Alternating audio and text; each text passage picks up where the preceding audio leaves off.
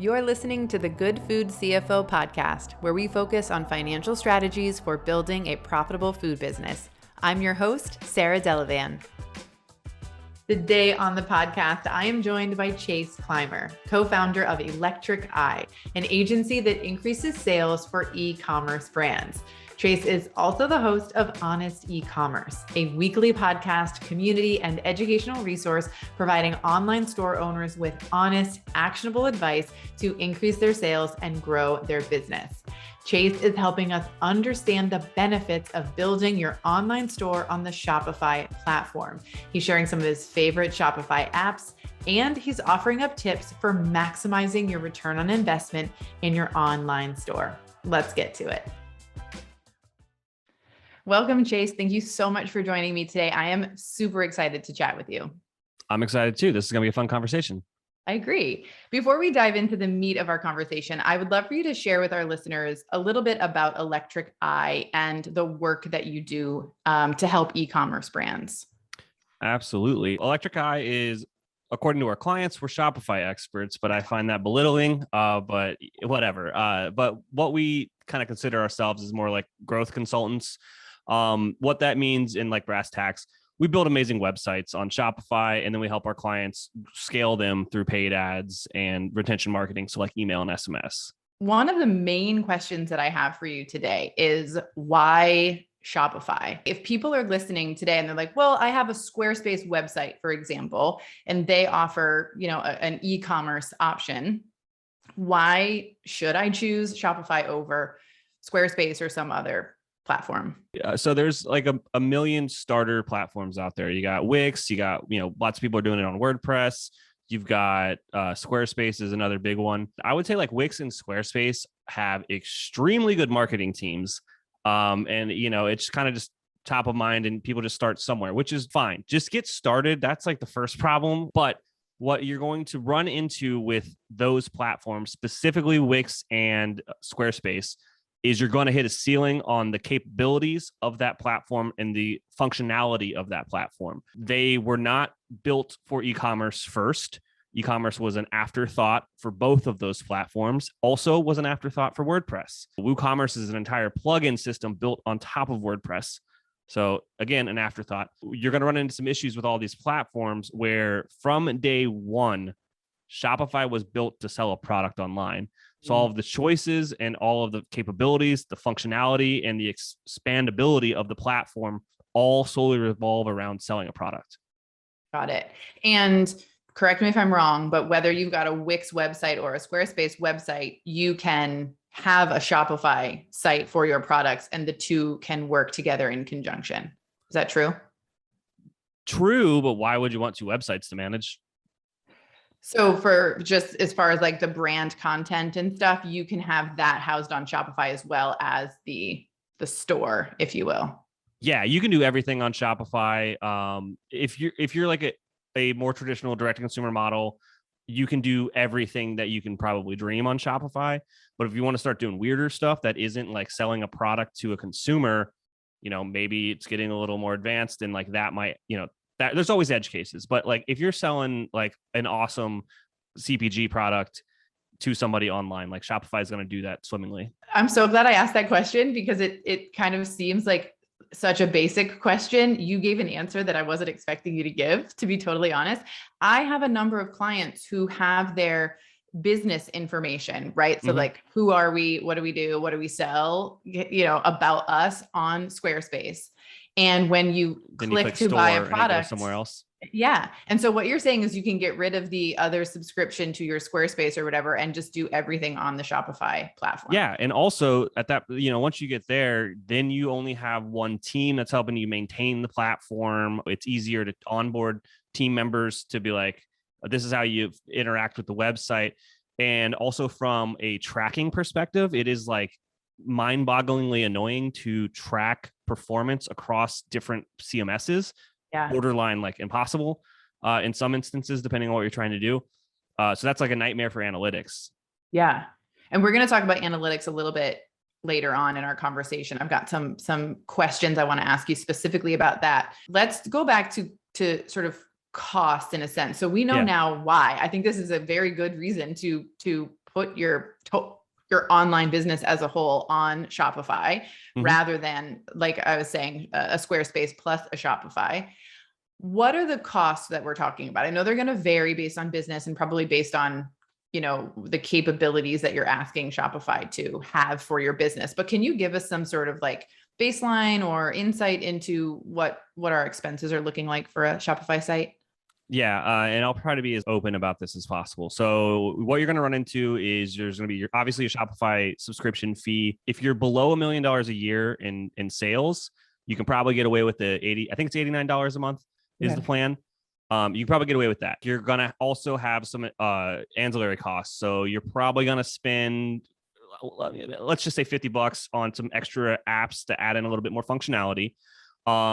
Then depending on the size of your email list, which, that's related, but it's not the same, but you're probably going to be spending, upwards of 100. It really depends on how big your list is. That's how all the ERP, the email platforms charge. But so you're probably going to be spending another $100 on that. So like a good estimate, $250 to $500 in miscellaneous fees. If your business is like truly selling things online, that shouldn't be a problem. Okay. Yeah. That's fascinating. That's good to know. So when you talk about the sort of add-on apps, is there a core set of apps that you think are essential for an online business to have? I know some folks have like the chat option for if a customer is shopping and they have a question, the sort of the where to find us app. I'm just kind of jogging my memory of apps that I've seen on the Shopify platforms. Do you have some like these are kind of a must or like a really good idea and they're actually going to amplify? First and foremost, you're going to need a more robust solution for reviews. Let me walk this back. Shopify sells products online insanely well. You'll not find a better platform, I believe, to help you run your e-commerce business. With that said, they focus on their core product, and then all of the extended functionality they leave to their partner community, which is a huge reason why the platform is great, is because people that can then focus on specific problems and build out functionality for that. So the reviews that come with Shopify are garbage. And so you're going to want to have like a better review solution. Out of the box gift cards for Shopify are garbage. And so you're going to want to have a better gift card solution at some point. So once you kind of go up market and you're bigger, you're going to get hit with more scam BS. And there's probably an app, I think that's free though, to get like a better kind of frauding scam filters in place. Depending on like your types of products, you might need more advanced shipping stuff. So you might have a more advanced shipping integration. As your business grows, your expenses grow. More advanced analytics. All of our clients kind of use different apps for advanced analytics, for subscription. Depending on how risk averse you are, you might want a solution for, backing up your store. Rewind, that's one that like almost all of our clients have as well. You're going to have like integrations with the rest of your business at times. And most of those apps should be free, but sometimes there's an integrator that isn't. So integrating your store and your inventory, specifically like with your warehousing and like fulfillment, sometimes there's a little bit of a charge there on some of that stuff. That's fantastic. Thank you for kind of breaking that down for us. I latched onto the shipping app because for those listening today who have been listening to the podcast for a while, we talked a lot about shipping, particularly as we headed into the holiday season. But I think it's important all year round. Having the right shipping offer and being able to successfully lay out your shipping offer on your Shopify website is super important. So we're talking about things like, do you want your customers to pay the exact shipping costs and have that calculated on your website? Are you trying to do a flat fee for people? Are you trying to roll the cost of your shipping into your product? Is there any additional insights or a little bit of a deeper dive that you can go into on the shipping piece in particular? I'm going to give you the name of an amazing person that pretty much all of your clients are going to want to reach out to. So specifically your niche in food products, their packages are probably the same size every time.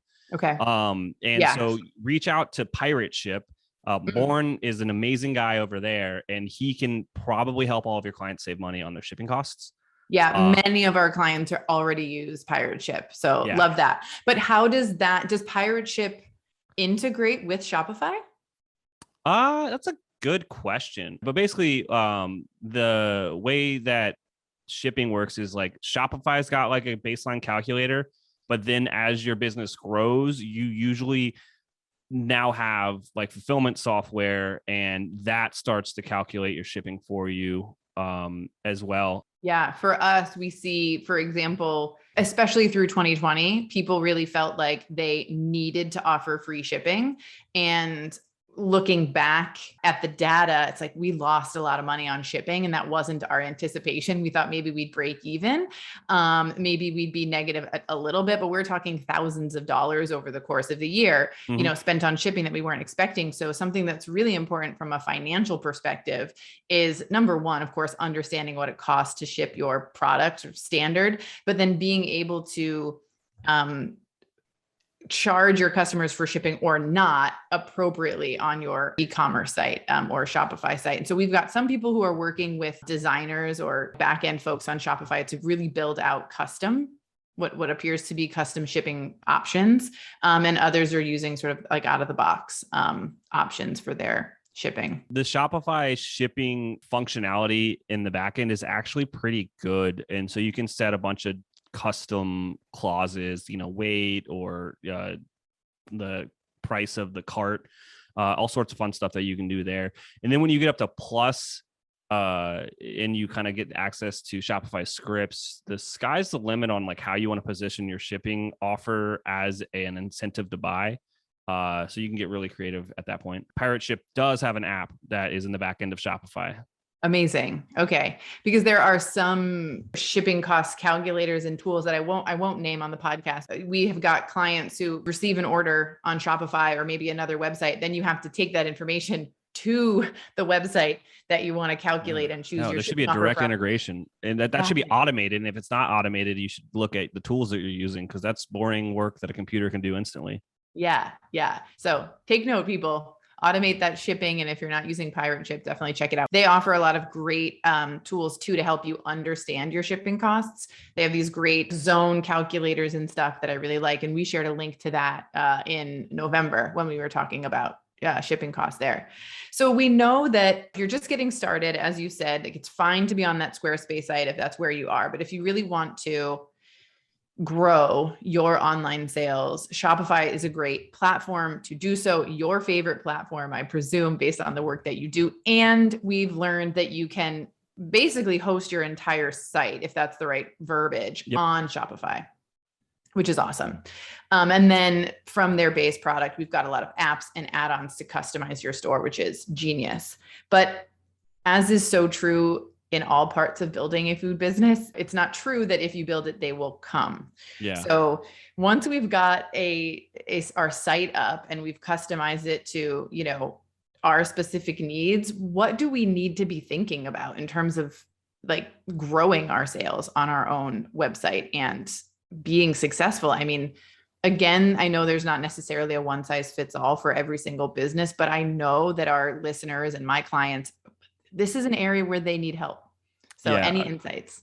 So that's a great point. And it's a question that I ask all the time when we're talking to people in the early stages of like figuring out if we're a good fit to work together. And I'm like, cool, what if we build this the best website ever? How are you going to get people there? And then like, they're like, well, we don't know. So you could have the most amazing website in the world, but if nobody's visiting it, nobody's going to buy anything. No one's going to convert, and you're not going to make any money. And I think people oftentimes fiddle too much with their website when they should just launch it. If you're a startup and you have no track record, just get going, and the color of the button or the layout of your store doesn't matter because you're not getting any traffic. Where people need to spend their time and focus, in that kind of startup phase, which I internalize it as like kind of like $0 to $1 million a year. You're still a scrappy startup. All of your time, absolutely all of your time should be focused on how do I get eyes on my product? How am I going to be prospecting? How am I getting cold traffic? These are all the same things that I'm saying, but it's just like, how are you going to get people to the website? So what is working these days, influencer marketing really does work. And an approach that I like is Taylor Lagasse over at Kinship. His agency helps with influencer seeding. So they'll interview your brand, and then so you can do this whole thing yourself, by the way, but Taylor's got a pretty solid system and a cool team over there. But basically, they're going to figure out what is unique about your product, and then extrapolate back from there. Be like, who do we need to get this in front of? And then what influencers have an audience that align with that? And so they'll go and make a big Google Doc of like 500 influencers and be like, we think all these people would align with the audience that you need to get in front of. And then reach out to all of them and just say, I want to send you free product, and don't ask for anything else, right? Just say, I just want to send you free product. So now you're getting into a cost, but the data shows that influencer, you'll probably get like a response rate on that, like at 33%. And then you'll get like a posting rate of like 33% as a thank you for the free product. So then you take all that math, you push it against your average order value and your conversion rate, and you can kind of see if it will work out for your business or not. And they actually have a calculator on their website, I do believe Kinship does. Long story short, like there's the direct response value of doing an engagement like that, but then there's like the tertiary stuff. It's like you got a bunch of new eyes on your website. You now can retarget those people through Facebook and Instagram. You can try to get them into your email, like your retention marketing programs, email and SMS. And then you also got a crap ton of content at various levels of professionalism for basically free, which there's a cost involved in creating content as well. So the more that you kind of look at this like influencer thing, it's like, wow, this is like a pretty good deal any way you spin it. But obviously it kind of goes back to the numbers, which I know, Sarah, that you love to investigate. I do. And for us, it's all about the return on investment, right? And just taking it back to the beginning. Like if you're going to invest your time and your money in building out the perfect Shopify website, right? You want to grow this thing, then you need visitors, you need sales. We don't want you spending hundreds of dollars a month on a platform that isn't earning you money. Right. Yeah. And it's of course going to take additional investment. And I think, something that is just really resonating with me, and this is a financially focused podcast. So we do focus a lot on what's happening inside your business. Marketing budget is part of that. And we know with 100% certainty, if people don't know about your brand, there's no chance they're going to buy it. Right. Yeah. And this is something that I had to learn in my business. And perhaps you had to like learn this in the beginning as well. You're like, I do really good work, right? I can really help people, but you can't just sit at your desk and do the work and expect your business to grow. You have to get the word out. So part of that can be influencer marketing. Anything else you want to touch on? Oh, absolutely. Influencer was just the tip of the iceberg. Yeah. I mean, content marketing, finding product market fit is the hardest thing in the world. Good luck. That's a founder's struggle. But once you have it, then we're a good partner. It's basically like, okay, you got your fire started. We're going to pour gas on this thing and blow it up. But, so other ways to do that, like when people start to work with us, they usually don't have like a content creation system within their business yet. So you could think of that like, for example, we have podcasts as how we create content, but would a podcast translate to a food business? Who knows? But like what would probably work really well for a food business is like creating recipes and YouTube videos and all that stuff. But they aren't doing it yet. And why that's important is when you get to kind of that second phase of your business, your audience, your fans, your customers, they are hungry for content that aligns with why they like your brand. So you can't just email people every day and be like, buy my stuff. You got to email them, be like, here's a recipe for how you use like our new product in like 18 different ways or something. And stuff that aligns with your brand and gets them interested and curious. And then you can repurpose that content all over the place. So now it's a YouTube video. Now it's an email marketing campaign. Now it's a Facebook ad for top of the funnel prospecting to get people familiar with your brand. It's all over the place, but it all starts with like having a system to start producing that content repeatedly, like on a cadence that makes sense for the size of your brand. Yeah. And then, as we know, you can have the store, right? The online store is set up. The marketing is happening, but we need to know that the marketing is working, that it is driving people where we want them to be driven. And then also once they arrive, that the website is working how it should, right? And those visitors are converting to sales. So I want to take you back a little bit, to earlier in this conversation where you were talking about the difficulty of tracking data between two different websites. For folks who aren't tracking data at all on their website, I like to sort of create a foundation for us. What is important information to gather? And maybe why is it difficult if you've got two kind of separate setups, and what's the benefit of having everything on Shopify? sort of three questions. Yeah, I'll just run through that example real quick. So I got a Squarespace website for Bob's Burgers, and then I got a Shopify website for Bob's Burgers. Everyone's sent to bobsburgers.com, but then the Shopify site, it's a subdomain like shop.bobsburgers.com, right? The analytics will be off for this very easy to understand reason. Everybody's going to the homepage, right? bobsburger.com, but only 10% of those people are ending up on the shop page. But when you get to shop, it looks like your conversion rate's pretty decent because out of those people, whatever 3% are converting. But if you take a step back and actually look at the numbers, it's actually a tenth of that is converting. And now you actually have a horrible conversion rate and your website's got a bad user experience, right? Because it doesn't track those things across the different platforms. Yeah, that makes perfect sense. So we need to be backing up one step further. How many people are coming to the site, right? Mm-hmm. On a daily, weekly, monthly basis? How do you look at it? So we like to look at it on a 30-day window, but if you've got a really seasonality, like a big seasonality to your business, maybe just look at like the last year and then chop it down to 12 to get like your baseline, right? So you're getting into where we really like to nerd out at my agency is, so we have a formula, a framework that we use called the brand scaling framework, and it's 3 KPIs that we care about. Okay. And so the first one being conversion rate. And then the second one being average order value. And then the third one being sessions, because that's how Shopify refers to traffic in the back end of its app. I didn't pull those 3 numbers out of thin air. They're actually the e-commerce equation. It's math. You times all 3 of those things together within whatever time frame you're talking about. And that is your sales for that time frame. Because it's all just, averages. Yeah. So now you've established a baseline, right? And so what we do at our agency, and anyone can do this yourself, like this is the exact strategy of how we double businesses all the time. You take a look at all 3 of these numbers, and all you have to do is increase each of them by 26%, and you will double the business. Okay. And that's how exponential growth, that's how it works. First, you're going to focus on the first KPI is your conversion rate. If you built your site yourself, there's usually some goofiness to how your products are laid out, how your navigation works, how people can interact and shop with your website. Also,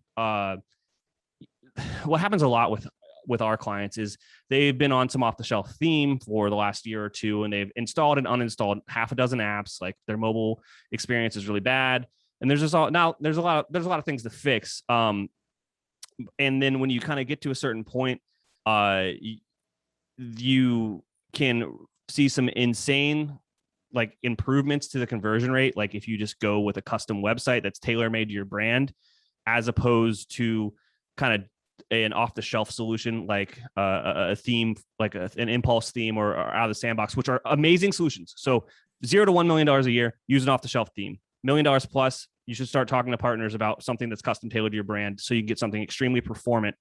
And you can just go Google this. The faster your website is, the higher your conversion rate will be.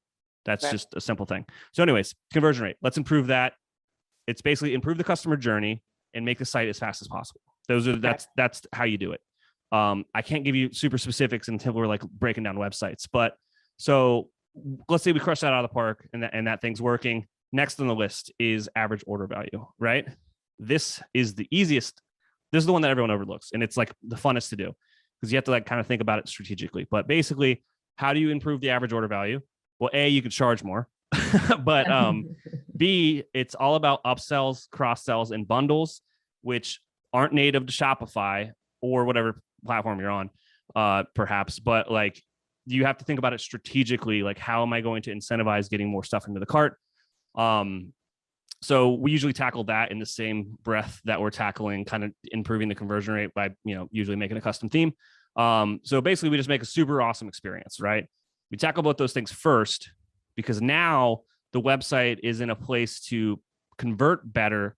So when we get to the third, which is sessions, and we start to kind of dial up the paid traffic spend, it will now convert at a higher percentage than before. Therefore, we're not lighting money on fire.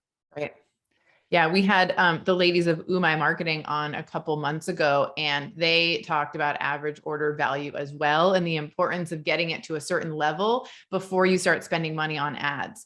Because if you're spending money on ads, bringing people to your website, but they're not spending enough once they get there, you're not making money. Your return on investment is not. Yeah. If it costs you $25 to sell a $24 product, you're like kind of SOL there. Yeah. And I think that's so important. And I'm so glad that both of you have said that here on the podcast, because, so many people think sell, right? The name of the game is to sell product. And of course, the more you sell, the more money you can make, right? The more money that can land on your profit line. Mm-hmm. But just like you said, if you're spending $25, for an ad, and then that person who's coming to your site from that ad is spending $24, you're losing money every time you sell. Yeah, I can give an example of this within the apparel industry, which is one of the most aggressive industries. It costs about $15 if you have a well set up funnel. Yeah. And this was about a year ago when someone shared this with me, but it costs about $15 to acquire a customer, right? And if your average order value isn't like $75, you're losing money. So let's break that down. So margins on apparel are usually like 50%, right? So it's costing them $37 to make this product. So there's $37 of margin, and then they're paying $15 to get that customer. So now it's like $25, and then you add in shipping and overhead, they're losing money. Thank you so much for breaking that down. I think that's such a huge part of the work that I do, and the sort of the lessons we try to teach people. Think about all of the costs. It's not just your sale price, right? That goes into this equation. There's so much more that fits into it. And the ladies of Umai said, for generally sort of like on average in the CPG space, if you're not making at least $20 in average order value, do not start running ads to bring people to your website. And obviously the higher, the better. I'm a huge fan of bundles. Strategic bundling. What are your most profitable products? Bundle those babies together, provide an incentive for folks to buy and increase your AOV that way. So I absolutely love that tip. And I think just overall, this is really great advice for people. One of the big takeaways I'm having is, yes, build it, just get started, right? And get the traffic flowing in the right direction, but you've got to hit certain milestones is kind of how I'm thinking about it before you really go all in on ads. And a big piece of that is understanding your brand, right? Yeah. Who you are and who your target audience is. And Katie Melezova, a good friend of mine in the industry, is great at that. And if you haven't listened to that podcast episode with her, go back, check that out. We'll link to it in the show notes for sure.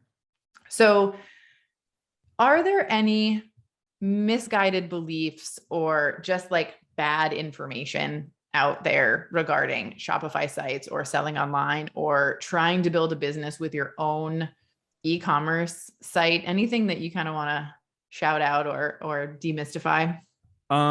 If your go-to-market strategy or your marketing plan is we're going to use Facebook ads to do like, that's how we're going to launch this business, you're going to go bankrupt. Interesting. Can you expand on that for me? Yeah. So like 5 years ago, maybe that would work. It's like an insanely competitive platform these days. It's super mature, and you're going to be spending tens of thousands of dollars before you even like figure out your funnel. And for most scrappy startups, that's like too much. And then like just a few months ago, like Apple decided to make a change to their privacy policy, which just thrashed the metrics that Facebook can get. So if you're aligning the growth of your business to one channel, that's like extremely risky. You're putting all your eggs in one basket.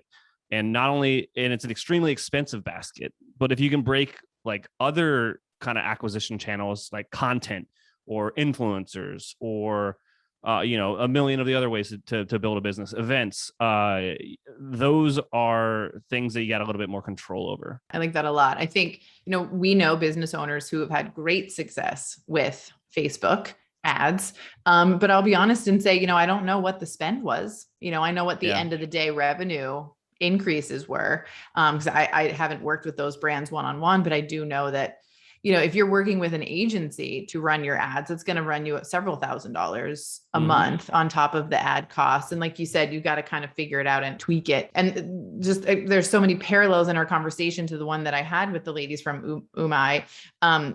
likewise, they say this is not about one channel of marketing. They've got what they call the core three, and that's social, free social, content, that email list. And they've got a great strategy for doing that. And then running ads as well, but not putting all of your eggs in one basket. I think that's really great advice. Like Facebook in general, if you talk to anyone that's like spending right now and you ask them like, is Facebook working? They're going to say, yes, it still works perfectly fine, whatever. But if you ask the question, are the returns as good as they were a year ago, 2 years ago, 4 years ago? Their answers are always going to be like, no, it's more expensive. So one of the questions I get a lot from people in the community that I do not have a good answer for is if I'm selling on, Amazon, or I'm selling on, Thrive Market, should I be trying to capture those customers and bring them to my website, or do I let them be and let them keep buying my product from those places? Do you have any thoughts on that and a strategy? I do have thoughts on that. It's more of a philosophical question, and it's more of my opinion. But so Thrive Market, Amazon, first things first, that is not your customer. It is Amazon's customer. It is Thrive Market's customer. It is not your customer. They own that relationship. They own that data. You're just borrowing their audience. That's a key differentiator versus selling direct consumer on your own platform, such as Shopify. You actually own that customer. That is your customer. You have all that information. Why is that important? Well, you can't retarget a customer through Amazon or through Thrive Market where you can on Shopify. You can't build out an amazing email welcome series to teach them about the values of your brand and how much hard work goes into producing your flower or what have you. Like, you can't tell that same story. And you can't, incentivize an increased lifetime value the way that you can on an owned platform versus like using one of those marketplaces. With that being said, the velocity and the economy of scale that you can get with using those marketplaces are like second to none. So there's a lot of pros and cons to it. I would say just do both. Yeah. But all of your efforts should be probably to your owned channel. When that product gets shipped from those locations, maybe there's an opportunity to connect with that consumer sort of one-on-one through the product, or you have to be extremely smart about how you do that. Yeah. You can get like removed from Amazon if you're too forward with trying to steal their customer. That is a fact. I would look into if this is possible on Amazon or not, because they change their stuff all the time. Throw a card in your box. Your next loaf's free if you sign up for our email address for your bread company or something. You really need to probably talk to an Amazon consultant of like what you can get away with. But yeah, again, it's Amazon's customer. It's not yours. Always a great tip. People forget that sometimes. So we're talking about websites. We're talking about Shopify. We're talking about where to build them. We're talking about how customized we could get. At the end of the day, you have to be driving traffic. That traffic has to be, converting. That's the real, kind of takeaway that I have from this conversation. And I'm going to be really honest, when we thought about having this conversation together here, I thought, okay, we're going to talk a lot about the costs, and we're going to talk a lot about, Shopify in particular, but I think the information sort of cut and dry on the benefits of utilizing Shopify specifically, not separating, your information between two sites. And then it's true, it's not, or I should say it's not true, that if you build it, they will come, and you got to do the work. Yeah. I mean, no matter what channel. Shopify is just a tool. It is the best tool for an e-commerce business. But if you don't have a strategy in place to utilize that tool, you're dead in the water. Yeah. And I know you've got a podcast, and I want to tell our listeners about the types of things you share on the podcast and where they can listen, so that they can continue to get really helpful information from you. Absolutely. So I'm the host of Honest Ecommerce. That's how Sarah and I met. She was a guest on my podcast, but typically it actually is mostly I'm interviewing brand founders with the occasional kind of subject matter expert. So those come out every week. It's a video and audio podcast, depending on how you like to consume your content. So it's on YouTube, and it's like on everywhere that podcasts are. And that's Honest Ecommerce. You can head over to honestecommerce.co, sign up for the email list, or subscribe to it on whatever podcast thingy, Bobber, that you have on your phone. Amazing. And we'll, of course, link to that in the show notes as well. Any other places that our listeners can find you if they've got questions, if they're interested in perhaps working with you in your agency? where can they find you? Absolutely. So you can check out the agency at electriceye.io. You can click connect and you can schedule a call with one of our strategists and we can walk you through the brand scaling framework. Hopefully by the time this podcast comes out, we will have our ebook done on the brand scaling framework that you can get for free. That'll be on our website as well. Amazing. Chase, thank you so much. I think this was a super informative podcast episode for me, and I'm sure our listeners are going to feel the same way. I appreciate you and I hope to talk to you again in the near future. Thank you so much. I'll come back anytime. Have a good one.